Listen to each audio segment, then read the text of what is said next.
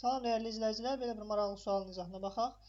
Fotorezistor üzərinə düşən işığın intensivliyi artırdıqda ampermetrin və voltmetrin göstərişi necə dəyişir?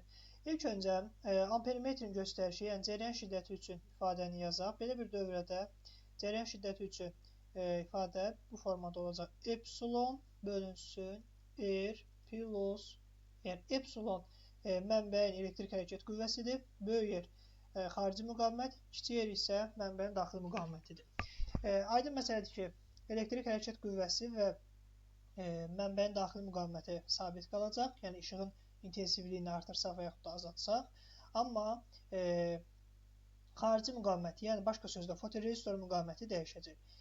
Burada şərtdə bizə deyir ki, işığın intensivliyi artdı. İşığın intensivliyi artırdıqda fotorezistorun müqaviməti, yəni fotorezistor deməli, yarımkəsici deyək, işığın intensivliyi artırdıqda fotorezistorun müqaviməti azalacaq. Fotorezistorun müqaviməti azaldıqda fotorezistordan keçən cəryanın qiyməti artacaq. Demək, I-nin qiyməti artacaq.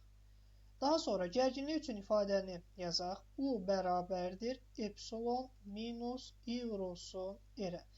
Aydın məsələdir ki, yəni epsilon sabit kəmiyyətdir. I-nin qiyməti artdığından, yəni azalan sabit qalır, çıxılan qiyməti artır. Deməli, fərq necə azalacaq? Demək, U-nun qiyməti azalacaq. Yekun cavab, I-nin qiyməti, yəni ampermetrin göstərişi artar. Voltmetrin qiyməti isə, yəni gərginliyi isə qiyməti azalar. I-nin qiyməti artar, U-nun qiyməti azalar. Artar, azalar. Cavab eləyir C variantı. Bəyənib abunə olmağı unutmayın. Çox sağ olun.